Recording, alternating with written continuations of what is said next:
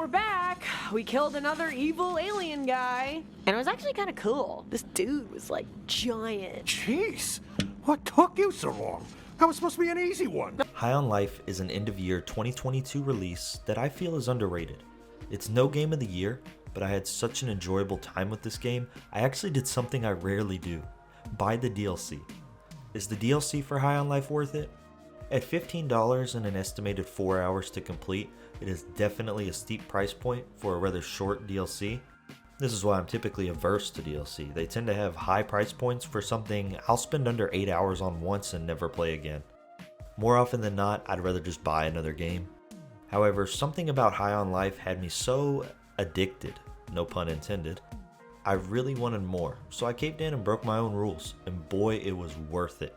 If you're questioning whether you wanted to buy it or not, I'd say if you enjoyed the main game, then go for it.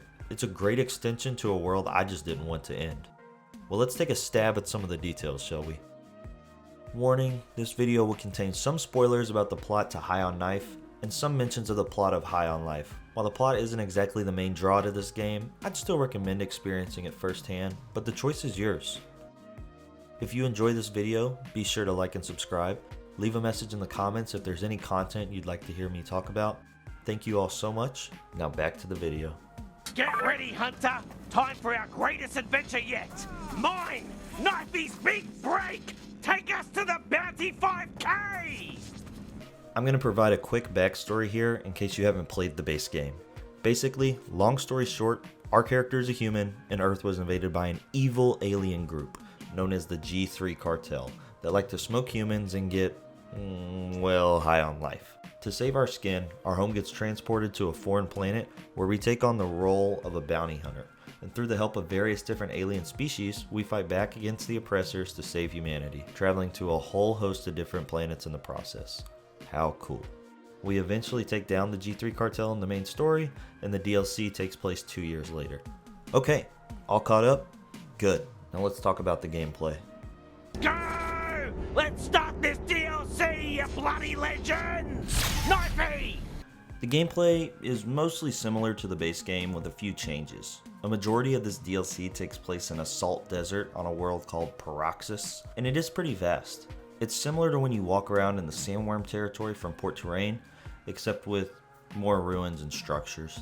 As a result, some movement upgrades had to be implemented, and we are given a pretty huge upgrade to our power slide. Now, the movement in the base game was already fun, although relatively basic, but this takes it to another level by even adding races against cheating slugs and some pretty cool mechanics involving the power slide. Alright, time to race! Just for fun, let's see if you can beat my top record. 14 hours. There are little green slugs scattered everywhere, and as you run over them, your power slide meter refills. This allows quick traversal throughout the desert, though it can still take some time to get to some places if you're going after all the collectibles like me. This vast desert world is actually my favorite location of all the places in the game. Something about a white desert with some cool platforming to fight ex-G3 cartel members in the sky base is pretty badass to me, and I really enjoyed the setting as a whole. This planet does have an advantage, as the entire DLC is set on it, whereas some of the worlds from the base game had shorter screen time, but to me, that just means it was executed properly. The second half of the DLC takes place inside Muxalon HQ, basically a joke about Amazon, and it feels very reminiscent of Dead Space. They try to frighten you with dark rooms, bodies falling from the ceiling, and opening doors to surprise enemies, but the game is a comedy, so it feels more like a parody than a horror game.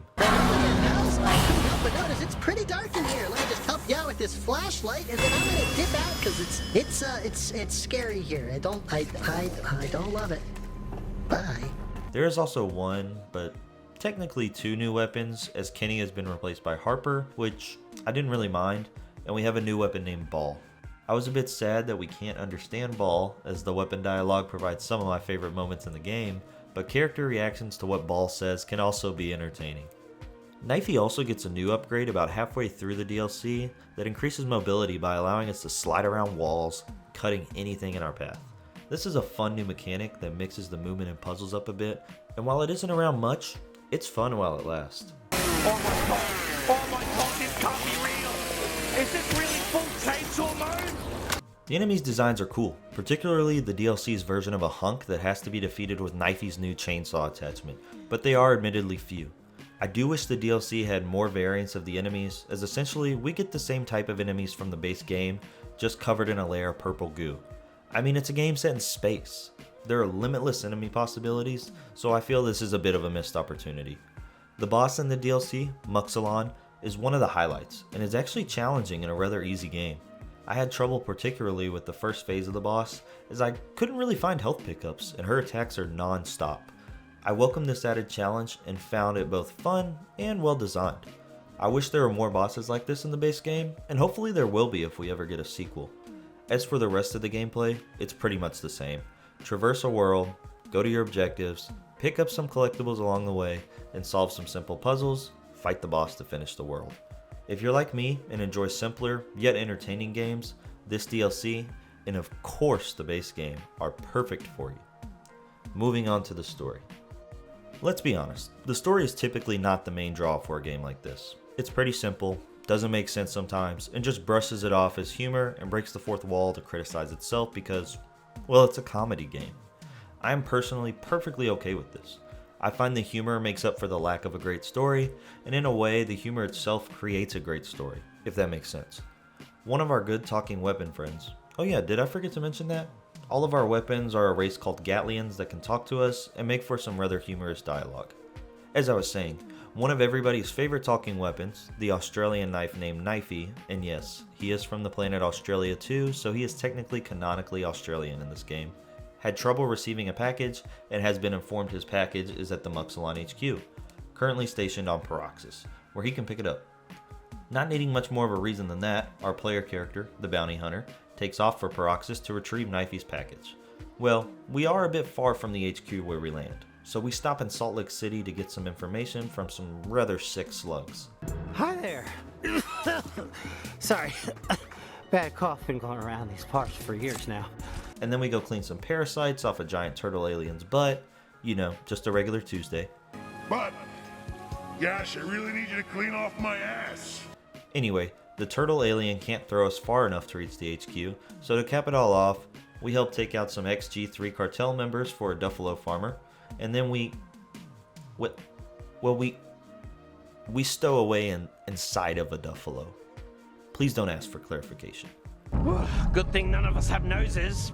Well, except you, bounty hunter. I guess you've got a nose, don't you? Yeah, sorry, it probably smells like shit, doesn't it? Probably the worst smell in the universe. Because you've got a nose, and I don't have a nose. Alright, I'm bored. How long's this gonna take? I warned you all about the story. Finally, we reach Muxalon HQ, where we are overpowered by the CEO Muxalon herself and infested with our parasite friend from the Duffalo, and become a victim of the system. Damn, that's harsh. Well, we break control, get our new chainsaw upgrade for Knifey, and shred our way all through the Muxalon HQ, destroying organs and ultimately climaxing in a showdown with Muxalon herself, which ends in us taking her down, Knifey style. Yeah, how's that the capital punishment? Well, hold on guys, we aren't done yet. We're quickly promoted in Muxalon and somehow fired even faster, and we decide to go check out Knifey's home planet. Turns out Knifey's people are not his biggest fans, so after some consolation from our other Gatlians, Knifey rampages his way through his friends and family the best way he knows how. It makes some major fourth wall breaks for a rather interactive and funny credit sequence. Matty Stunnerman, did I see your name in the God of War credits? That game made a lot more money than this. Why'd you come back here? Moron? I told you the story was random and didn't always make sense, and I love it. After the credits, we can continue to explore the world of Paroxys and use Knifey's new upgrade to gather some of our missed collectibles and explore the areas, which is a genuinely fun time. I especially enjoyed the swinging section on the bees, as even though the penalty for falling was low since you can just try again, it felt tense and very satisfactory to complete. It was a rather short section just for one collectible, but it stood out to me, and I hope they utilize this Spider-Man-like mechanic in a future title if Squanch decides to pursue something else in this direction. To wrap it all up, should you play High on Knife? Well, if you enjoyed High on Life and want a little more, absolutely. But if you didn't care much for the humor or gameplay, maybe this isn't the DLC for you. I would personally absolutely recommend at the minimum the base game and say you go from there. Both the DLC and the base game have pretty strong world building and humor, and is definitely a game worth checking out for the creativity alone. Who knows, maybe it'll end up stabbing a special place in your heart just like it did to mine. Thanks for watching. Hope you're having a good time on Bronx's. Hope you're having a good time dying. If you enjoyed this video, please be sure to like and subscribe. It really helps the channel and can help keep you up to date on similar content like this. Please leave a comment if there's any games you want me to discuss in the future. Thank you for watching.